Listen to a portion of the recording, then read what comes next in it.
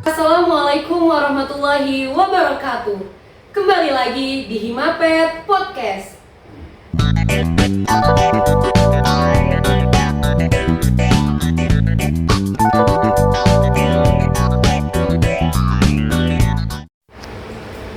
Pada podcast kali ini kita akan membahas tentang bagaimana manajemen beternak burung puyuh.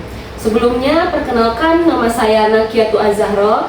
Saya dari mahasiswa Universitas Lampung jurusan Peternakan angkatan 2022. Nah, di sini kami sudah bersama narasumber kita untuk kali ini, yaitu Bapak Rahman.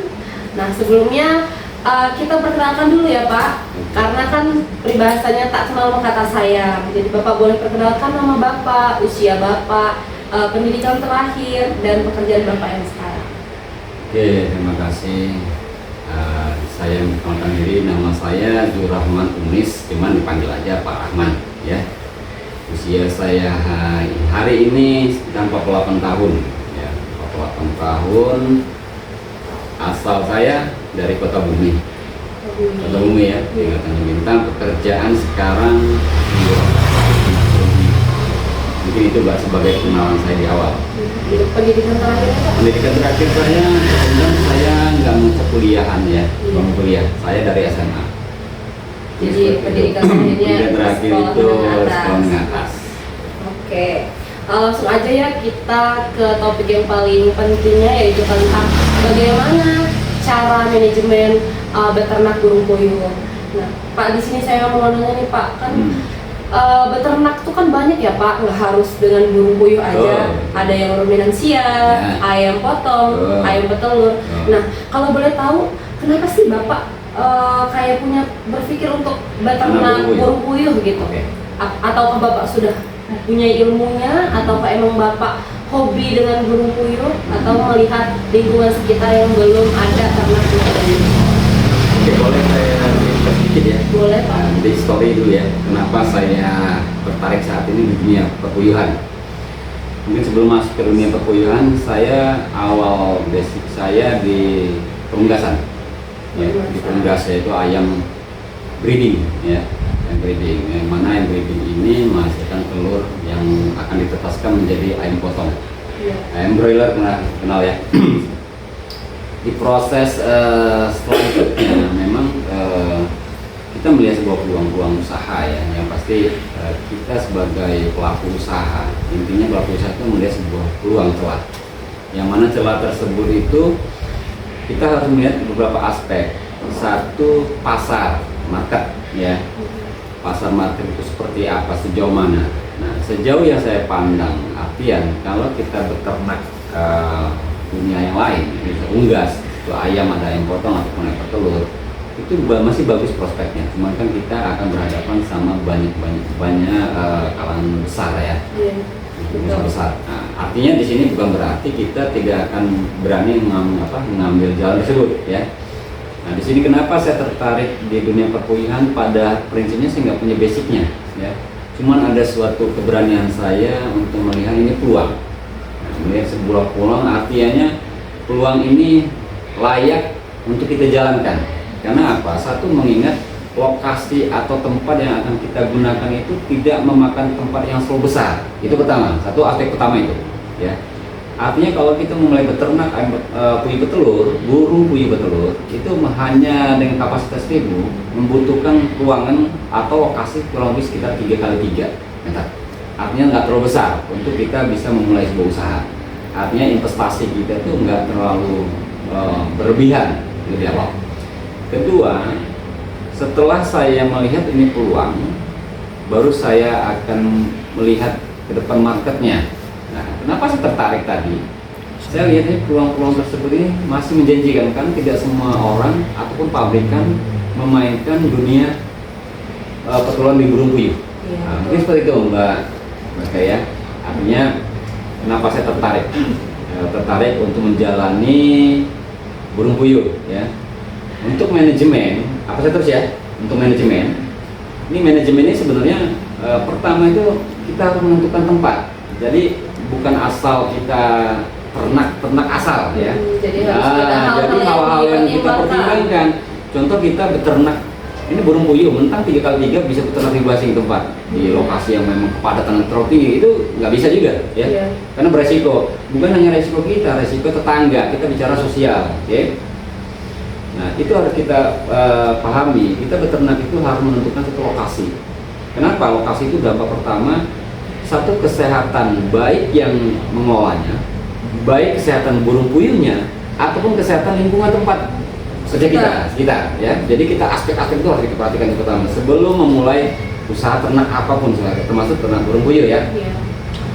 Nah, setelah kita menentukan tempat atau lokasi di mana kita akan memulai usaha tersebut, kita baru kembali menentukan men-schedule ulang apa aja yang harus kita butuhkan, baik infrastruktur ya, infrastruktur kelas itu seperti kandang ya, kandang tempat dia berteduh, kedua tempat lokasi dia nanti ditempatkan, contoh kandang ya, kandang itu ada kandang yang memang permanen pabrikan atau kandang galvanis atau kandang yang dibuat berdasarkan bambu atau kayu dan lainnya ya, tergantung kita mau pakai apa ya, itu ya.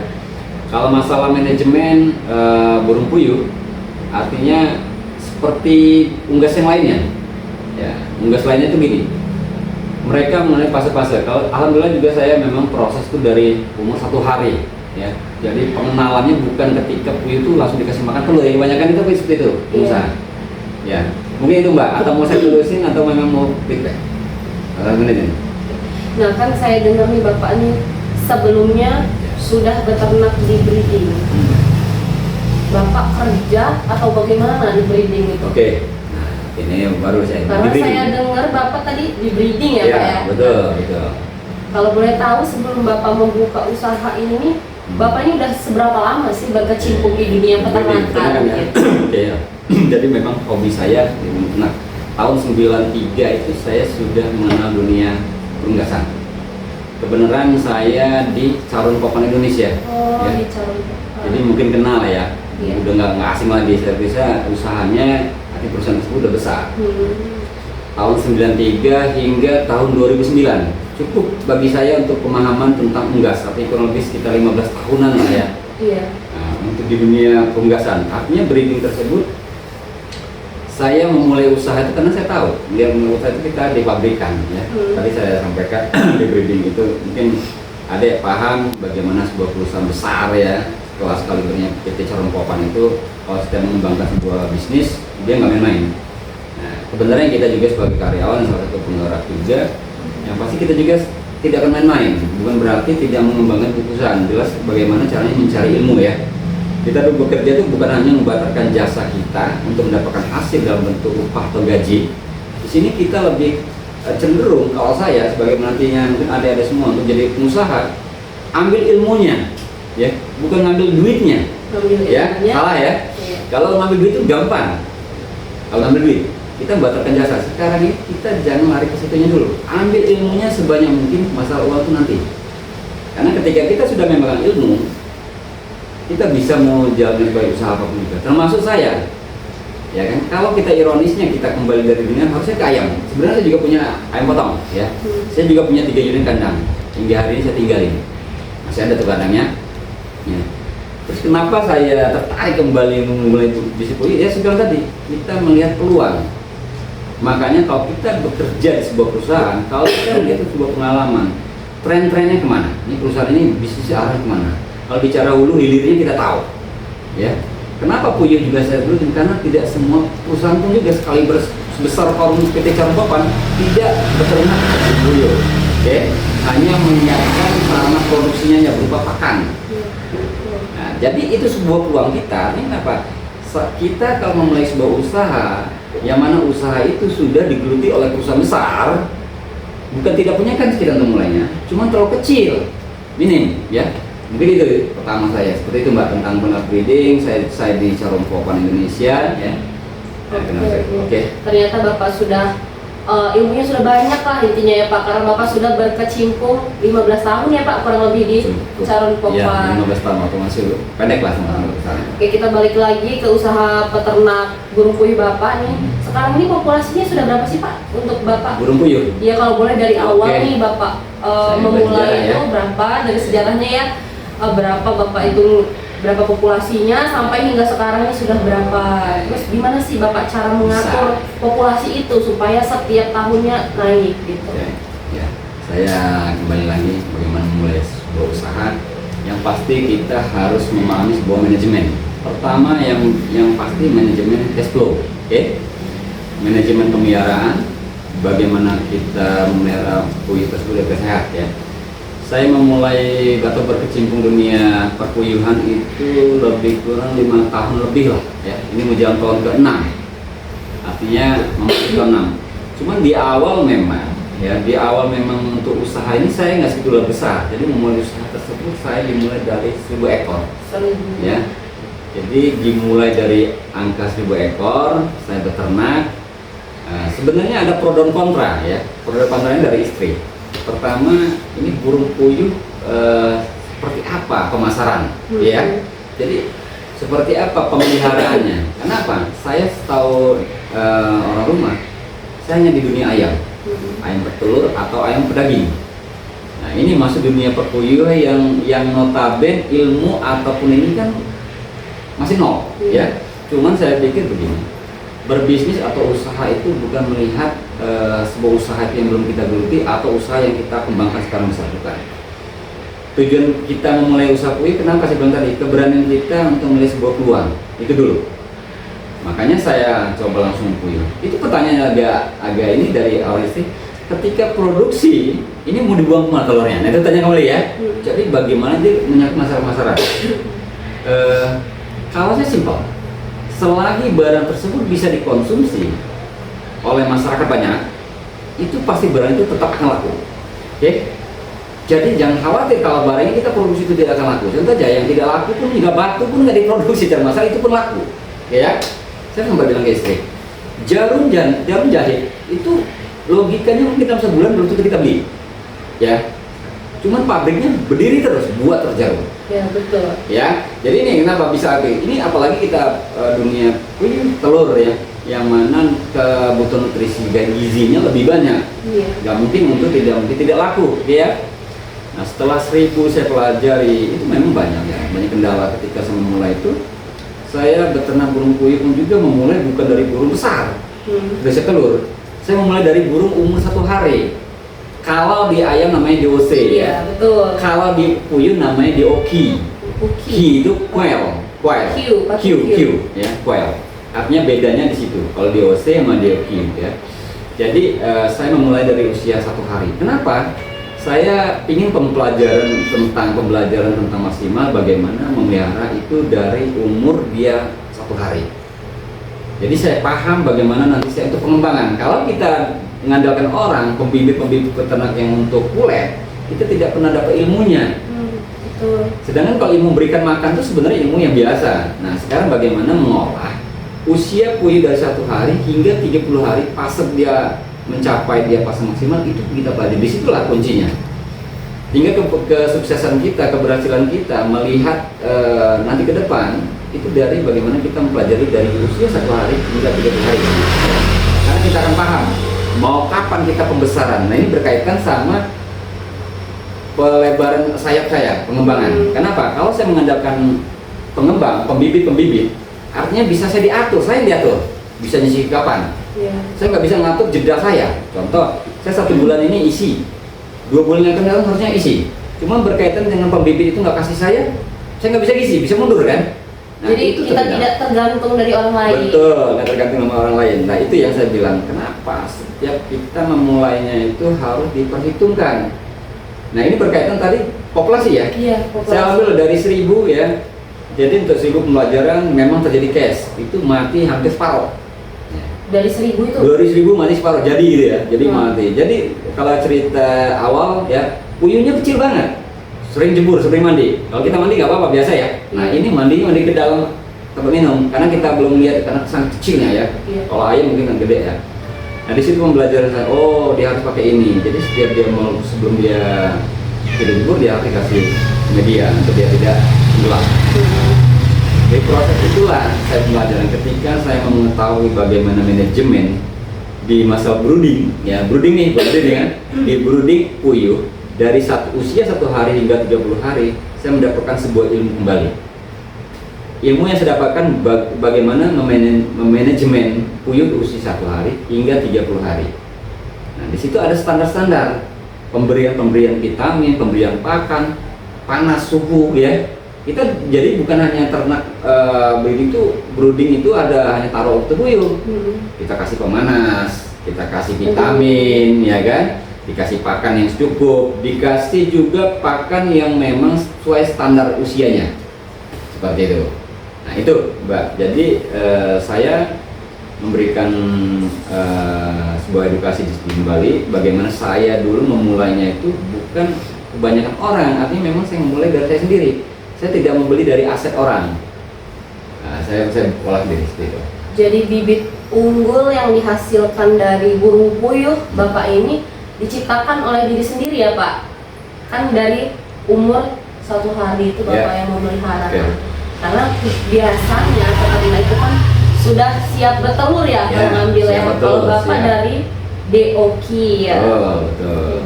Nah, di sini Bapak boleh kasih tahu nggak sih ke teman-teman yang nontonnya gimana caranya kita bisa mendapatkan bibit burung puyuh yang berkualitas? Itu bisa dilihatnya itu dari mana gitu? Entah dari fisiknya atau dari telurnya gitu. Sebelumnya saya itu sebenarnya perusahaan pembibit itu sudah ada. Yang terbesar saat ini ada di Jogja dan Surabaya ya. Satu-satunya yang kita ambil sekarang ini bibit dari Yogyakarta. DOKI-nya ya, itu namanya PT Peksi Gunarharja. Itu udah berkecimpung dunia pepuyuhan itu 30-an tahun, bahkan lebih. Nah, itu setahu saya. Karena gini, untuk memulai sebuah bisnis itu kita bukan berarti tidak berani memulai kita nge-breeding ulang atau kita buat indukan ya. Kita mencari bagaimana pabrikan yang sudah punya kualitas seperti itu. Kualitas yang mana kalau saya sekarang ini kan memang masih pakai punya dari seberang dari PT Peksi dari Jogja ya. Berarti Bapak dari Jogja. Dari Yogyakarta. Nah, cuman kan tidak menutup kemungkinan nanti mungkin ada bisa lihat di lokasi ya. Saya pun juga udah menyiapkan juga beberapa indukan GPS ya, dan parent stocknya ya. Saya akan bentukkan parent stocknya. Setelah saya akan membuat nanti akhirnya final stock saya buat sendiri.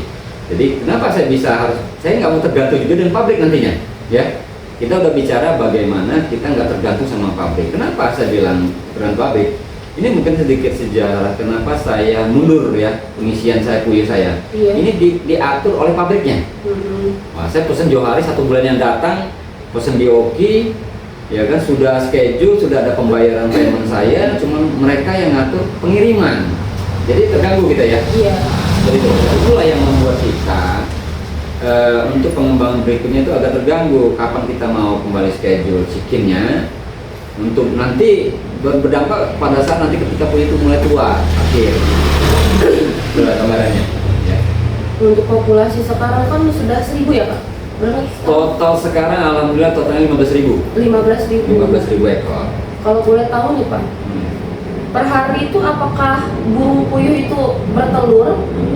Nah, apakah dalam 1 ekor tuh bertelur sehari 1 atau gimana? Dari 15.000 itu kira-kira sehari itu bisa menghasilkan berapa butir telur gitu Pak?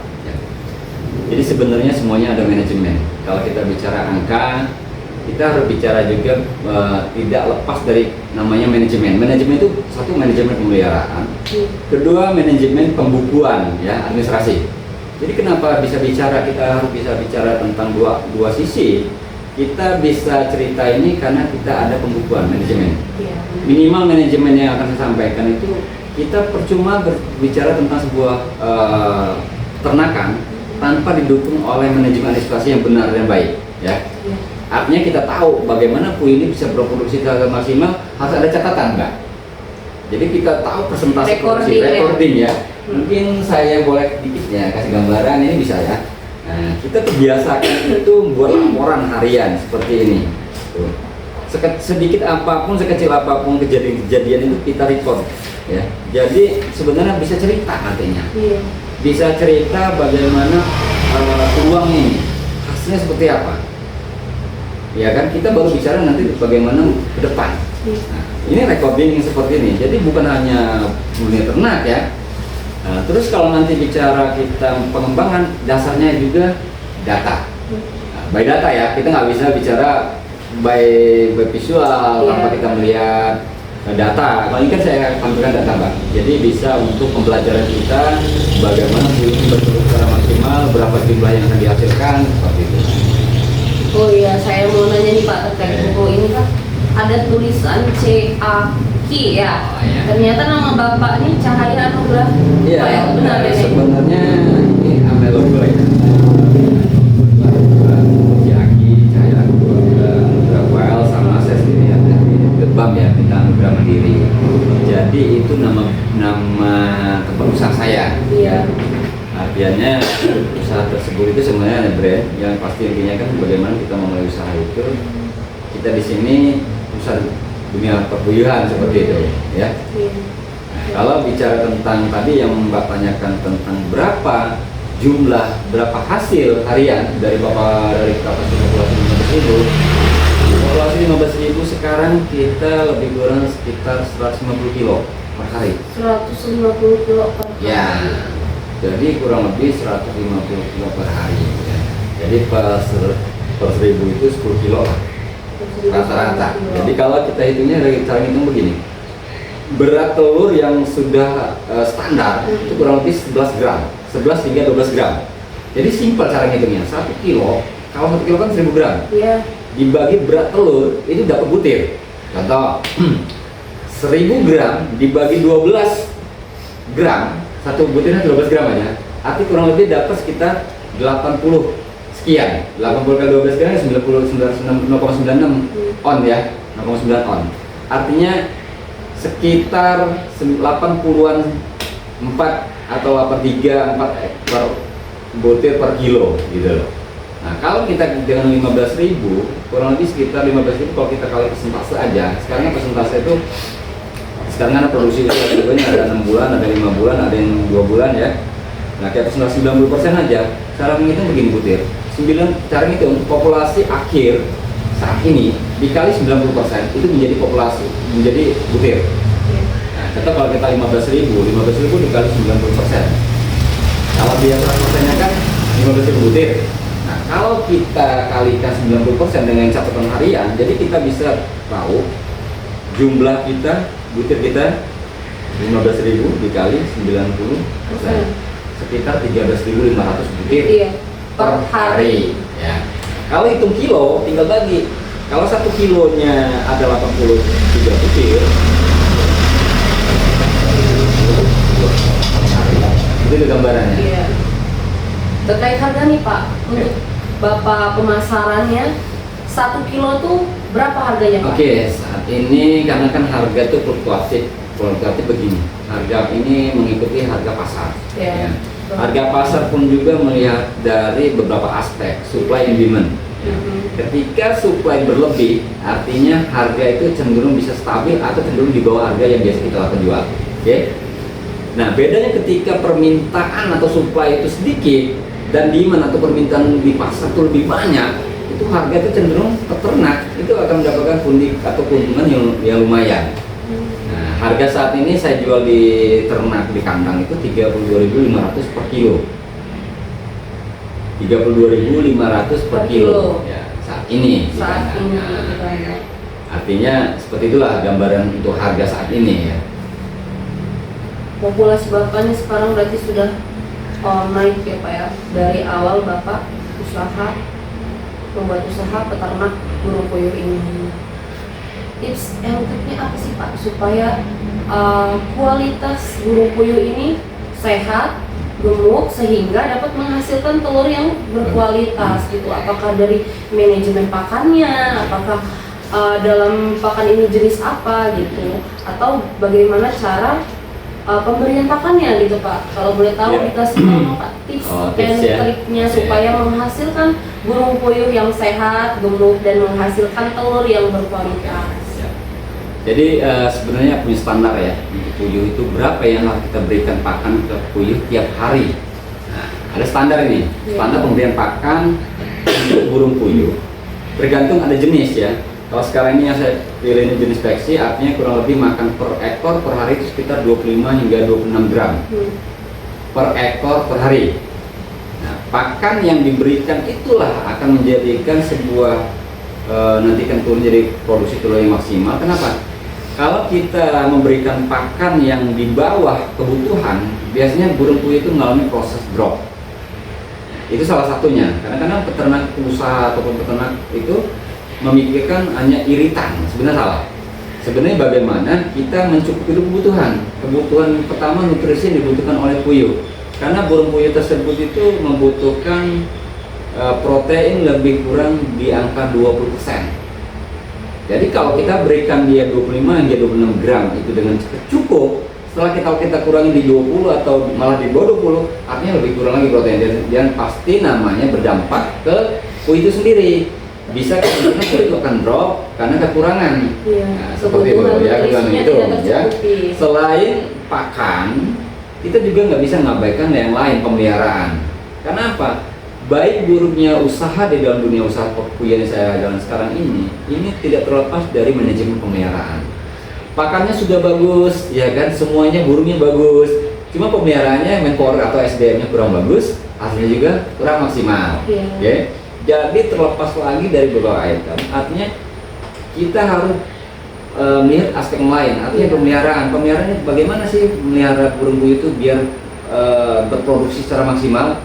Yang pasti kita melakukan itu, yang pertama kita hobi, kita suka, kita sayangi. Contoh yang saya dibantu ya di kandang ya, ada karyawan yang bantu ngurus. Mereka itu memberikan waktu pemberian pakannya ketika burung puyuh itu butuhkan. Bukan lagi tidur dia dikasih seperti itu, enggak ya. Jadi ada pemberian pakan, kita memberikan 2 metode. Saya memberikan metode pemberian pakan itu sehari itu 2 kali. Sehari 2 kali. Ya, pagi dan sore. Jadi cukup 2 kali kita memberikan. Kenapa? Kita memberikan pakan 2 kali itu dengan mengasumsikan kalau tidak berikan kadang nanti pakan itu bisa tumpah, pakan itu akan jadi basi karena lama waktunya, durasi lama. Karena ketika ngasih kantong pagi, ke pagi lagi itu 24 jam. Pakan itu udah itu udah gumpal, aromanya kurang bagus. Artinya si burung puyuh tersebut udah nggak nafsu lagi untuk sudah makan. Tidak fresh. Nah, tidak fresh, artinya seperti itu. Nah, itulah pemeliharaan. Selain manajemen pakan dengan manajemen pemeliharaan itu harus seimbang. Harus seimbang, betul sekali. Nah, selain itu juga kita jangan lepas abaikan selain pemeliharaan, di situ ada bagaimana manajemen kotoran lingkungan tempat puyuh itu, tempat tinggal. Contoh, kenapa? Ini berkaitan sama keluaran pertama burung puyuh itu yang diharapkan kan telurnya. Cuman kita nggak bisa tutupi, dia ada keluar lagi yang namanya fesesnya, kotorannya, ya. Jadi kalau kita abai hanya ngambilkan telurnya, feses yang kita abaikan, mungkin nanti akan dampaknya ke kesehatan puyuh ataupun unggas selain kita. Oke, Bapak sudah masuk ke manajemen limbah ya, Pak ya. Nah, untuk manajemen limbahnya ini apakah dibuang atau digunakan untuk pupuk atau bagaimana Pak untuk manajemennya tuh? Sejauh ini kita kebanyakan sih peternak itu namanya limbah untuk pupuk ya. Iya, betul. Cuman memang saya punya visi bagaimana caranya kita integrate. Jadi saya menggunakan kotoran tersebut itu bukan hanya sebatas outputnya dan sebagai pupuk hanya. Kita juga bagaimana kotoran tersebut itu bisa bermanfaat bagi makhluk lain. Artinya kita kolaborasi, jadi integrated. Saya membuat sebuah farm, sesuai integrated farm, yang mana kotoran puyuh tersebut bisa dimanfaatkan untuk makhluk-makhluk yang lain, untuk budidaya. Contoh yang pertama itu tanpa sadar ada pengenalan namanya maggot ya, lalat BSF. Lalat BSF itu salah satu makhluk ya yang bisa mengurai. Nah, jadi keuntungan kita kenapa? Kita butuh sebuah makhluk kembali untuk mengurai ini kotoran. Artinya makhluk tersebut tumbuh, kotoran tersebut bisa diserap. Artinya masih ada nutrisi-nutrisi yang masih bisa dimanfaatkan oleh makhluk lain. Itu pertama. Setelah itu makhluk itu keluar, ya alhamdulillah juga saya mungkin ada video yang memang saya berikan ke puyuh ya. Setelah maggot tersebut besar, saya berikan lagi ke puyuh. Artinya ada sustainable yang berkelanjutan seperti metabolisme. Jadi minimal mengurangi jatah pakan yang kita berikan harian. Jadi berantai. Betul. Nah, jadi hasil fesesnya bisa digunakan sebagai pakan lagi dan ke burung puyuh lagi, akhirnya ke feses lagi. Kalau terkait untuk pakan nih Pak, tadi kan Bapak belum menyebutkan Bapak menggunakan pakan apa ya. Kalau boleh tahu Pak nih. pakan apa sih yang Bapak gunain? Ya, sebelumnya saya mungkin menggunakan pakan dari CPI Sarung Kopan 6104P ya, kodenya. Memang di dunia usaha itu kita juga melihat sebuah harga ya. Iya. Selain memang pakannya bagus ya, cuma harga juga bagus. Nah, ya. Iya. Selain saya potong lagi karena yang saya butuhkan, karena puyuh itu membutuhkan protein sebenarnya, bukan harganya ya. Kalau harganya bagus, proteinnya tinggi, itu malah bagus. Saat ini saya juga menggunakan 2 kode pakan. Pertama yang awal saya menggunakan dari pakan keluaran pabrik C Sarung Kopan Indonesia yang 104P. Saat ini saya menggunakan dari PT New Hope Indonesia. New Hope, iya. Kode P100. Ya, alhamdulillah saya juga menggunakan itu, atau harga pakan masih terjangkau. Iya. Produktivitas oke, jadi kualitas masih bagus gitu loh. Itu untuk jenis pakan yang kita gunakan. Untuk target nih Pak, target pemasaran. Per harinya itu Bapak itu punya target nggak sih, atau target per minggu atau per hari atau per bulan dalam pemasaran penjualan? Bapak ini kan penjualannya di telurnya ya Pak ya? Betul. Belum menjual ke puyuhnya belum ya Pak? Ya. Oke, jadi sebenarnya target penjualan itu sebenarnya berapa populasi yang kita pelihara, itu dampaknya ke produksi telur yang akan dihasilkan. Iya, ya. betul. Kebenaran kita punya populasi 15.000, artian kata kita mempunyai kurang lebih sekitar 150 kilo telur puyuh fresh ya. Jadi tiap hari itu harus keluar. Nah, terus bagaimana cara kita untuk menaikkan jumlah penjualan harian? Itu tadi berkaitan sama populasi. Kita nggak bisa memompa 15.000 untuk menghasilkan 3 kintal, nggak mungkin. Iya. Karena populasi kita itu hanya 115.000 Iya. ya. Terus kalau target pemasaran kita ya untuk melebihi dari penjualan yang 150 kilo per hari, artinya kita harus menambahkan atau menyiapkan burung puyuh dewasa kembali untuk menambah penjualan per hari. Nah, ini berkaitan saya bilang tadi yang di awal. Bagaimana kita menyiapkan kembali infrastruktur ulang puyuh-puyuh yang memang baru untuk mendongkrak penjualan atau produktivitas harian di telur kita. Artinya bisa nambah sekintal setengah atau 2 kintal per hari seperti itu. Kalau kita dari sekarang ini kan produksi di sekarang yang saya kelola 150 kilo. Iya. Kalau saya ingin menambah 50 kilo lagi, artinya saya hanya membutuhkan 5.000 ekor. Jadi saya tambah lagi populasi sejumlah 5.000 ekor. Jadi total populasi 20.000, kita akan menghasilkan per hari lebih kurang 200 kilo. Oke, jadi untuk target Bapak sekarang ini per hari itu berapa tadi Pak? 150 kilo. 150 kilo. Oke. Nah, untuk manajemen pemasarannya nih, untuk suppliernya ya, konsumennya nih, Konsumen. Bapak ini entah ke pasar atau ke warung-warung gitu, atau ada tersendiri atau rumah makan atau apa nih Pak Ya. untuk Bapak sekarang? Ya. Untuk saat ini karena mungkin dunia waktu yang saya geluti 5 tahun lalu atau tidak lama cukup lama, memang saya rekanan saya punya agen-agen ya. Agen-agen yang langsung ngambil, yang memang ada agen tetap yang konsisten ya. Iya. Agen-agen saya ini kan mungkin tersebar bukan hanya di satu lokasi, benar kita di Tanjung Bintang nih. Iya. Agen kebanyakan saya tuh buang pasar tuh ke arah Bandar Lampung ya, sekitaran dengan lingkungan sekitar Tanjung Bintang. Tanjung Bintang ini mungkin pasar ya, warung-warung saya mayur. Nah itu biasanya mereka pesan, pesan tiap hari mereka kalau dari sendiri pesan. Kalau kita ada langganan tetap tiap hari everyday out keluar terus produk seperti itu Mbak. Jadi pelanggan saya lebih banyak cenderung itu hampir 90% Bandar Lampung. Bandar Lampung Ya. itu ke pasar-pasar ya? Ya Bandar dia Lampung. jadi kita punya geng. Jadi kita harus namanya ngebangun sebuah hubungan komunikasi kembali sama beberapa pihak. Iya. Nggak kita langsung pasar ya, jadi memang kita agen yang memang kita Di agennya, jadi agen kita yang- nggak tahu dia entah ke pasar Betul, atau kemana gitu betul. ya Pak. Oke.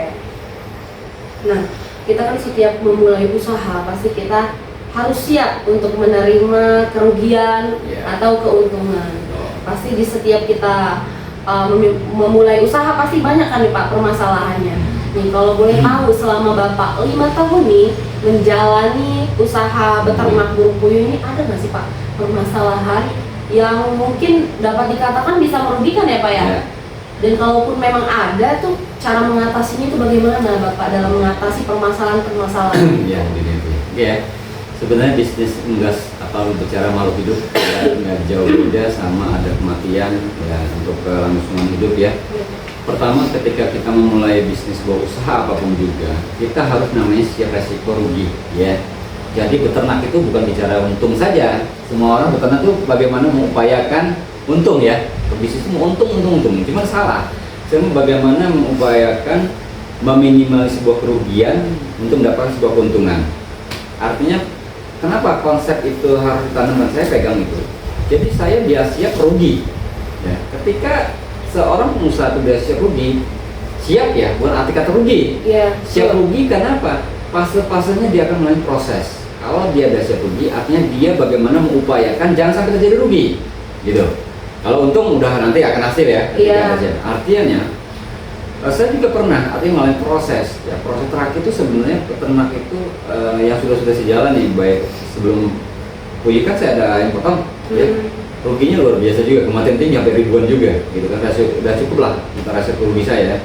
Cuma bukan berarti saya memulai usaha itu kenapa? Saya bilang memulai usaha itu jelas yang pasti siap rugi dulu. Iya, betul. Sama burung puyuh pernah saya ngalamin prosesnya. Ketika terjadi sebuah proses sakit ya, karena kita nggak boleh namanya makhluk ya. Iya. Pasti ada namanya proses kendala penyakit ya. Penyakit. Sama, semua unggas itu namanya proses penyakit itu pasti. Cepat saya ngatur begini, saya tidak banyak menggunakan bahan-bahan atau vitamin-vitamin atau desinfektan yang memang untuk kita injek atau vaksin ke dalam unggas kita. Kenapa? Saya berpikir gini, apa vaksin ataupun vitamin yang baik untuk hewan ternak kita itu cuma satu, air minum, air putih, nah, netral. Jadi kalau yang lain itu suplemen itu hanya dongkrak aja. Karena apa? Kebutuhan air minum itu lebih dominan menjadi buffer untuk kesehatan untuk burung puyuh atau hewan unggas yang lainnya. Nah, seperti itu. Jadi kalau bicara tentang saya mengalami proses, iya, saya pernah mengalami proses yang mati harian itu karena lebih tinggi ya. Jadi ketika burung puyuh itu sakit, Bapak nggak menanganinya dengan obat-obatan, tapi Bapak memberikan kualitas air yang baik, yang bersih. Betul. Nah, kalau boleh tahu penyakit apa sih Pak itu? Sebenarnya penyakit burung puyuh atau yang lainnya sebenarnya unggasnya nggak beda jauh. Yang banyak kan kayak ND ya, CRD, berarti yang lebih ganas itu burung. Ya, artinya itu yang dikhawatirkan, ditakutkan oleh semua peternak. Cuma sebenarnya kalau kita takutkan dengan ditakuti oleh namanya penyakit, kita nggak berani untuk mulai usaha. Iya, betul. Makanya ketika kita ditantang untuk tahu bahwa bagian penyakitnya, artinya kita mengantisipasinya itu kita. Oh, kalau ini artinya kita harus jaga. Nah, kalau bicara tadi kenapa saya bicara tidak memberikan, bukan berarti tidak memberikan nutrisi yang lain, tambahan imun. Nah, kita bisa melakukannya dengan kita herbal. Sebenarnya itu, ya. Iya. Herbal ini kayak gini. Kita nih kalau kita udah bicara kimia, ya produk-produk yang memang dibuat oleh ada pabrikan untuk memberikan nutrisi atau suplemen untuk kesehatan untuk binatang peliharaan kita akan tergantung terus. Jadi ketika memberikan tuh harus terus memberikan. Nah, cuma kalau kita memberikannya dalam bentuk rutin kayak herbal yang kita bisa dapat di lingkungan kita sendiri, itu malah bisa bertahan gitu. Ya sejauh ini saya beternak burung puyuh kurang itu usia di atas 1 tahun ke atas. Terakhir saya itu akhir usia 460 hari, tahun lebih malah. Jadi rata-rata usia puyuh yang saya akhir itu 1 tahun. Kalau lihat case itu ada di ND bisa akhir gitu. Nah, untuk usaha Bapak ini, Bapaknya punya rencana nggak sih untuk entah pelebaran lahan kandang, pelebaran populasi gitu? Ada nggak Bapaknya rencana untuk usaha Bapak ini ya, CAK ini ya, untuk kemajuannya itu apakah Bapak mau menambah dengan kandang di lahan lain gitu? Oke, jadi itulah saya bilang misi kami, yang penting saya pribadi, kita ingin menciptakan kembali tempat. Saya ada 2 lokasi untuk usaha puyuh ya. Terus saya nanti ke depan akan membuatkan sendiri, mencetak bibit sendiri. Artinya kami nanti akan membuat lagi bibit ya. Kita tidak tergantung sama pembibit. Iya. Jadi kita akan membentuk lagi grandparent GP-nya, ya, parent stock-nya, dan akhirnya kita akan mendapatkan final stock yang kita akan gunakan sebagai puyuh petelurnya. Nah, jadi kita sudah menyiapkan semua sarana, ya, Di sini saya ada 2 lokasi, yang mana lokasi itu akan kita gunakan untuk nanti kedepannya untuk pembesaran, untuk kita mengembangkan konsep pembesaran di pepuyuhan. Artinya kapasitas sekarang kalau lokasi mungkin ada yang di 3 hektar ada. Nanti mungkin pengembangan kita mungkin antar pulau ada depan seperti itu. Di luar sana kan nggak hanya Bapak ya yang mempunyai usaha beternak burung puyuh ini. Nah, bagaimana sih Pak kasih tahu nih ke peternak-peternak muda supaya mereka nih semangat nih Pak untuk membuka usaha ternak ya. Nah, cara Bapak supaya kan pasti di luar sana kan daya saing ya, banyak persaingan. Nah, gimana caranya Bapak untuk menunjukkan kualitas bahwa di burung puyuh saya ini bagus loh di antara mereka gitu. Terus bagaimana Bapak untuk menanggapi daya saing di luar sana? Ya pasti pertama begini Mbak, selain di lokal, kita ini burung puyuh yang dihasilkan telur ya. Iya, telur burung puyuh yang ada di Lampung ini bukan selalu ada dari Lampung lokal sendiri ya. Saat ini juga dari seberang Jawa itu masuk. Nah, terus untuk kita tren kita, artinya kita nggak bertarung sama lokal ya. Jadi peternak lokal itu bukan suatu kekhawatiran.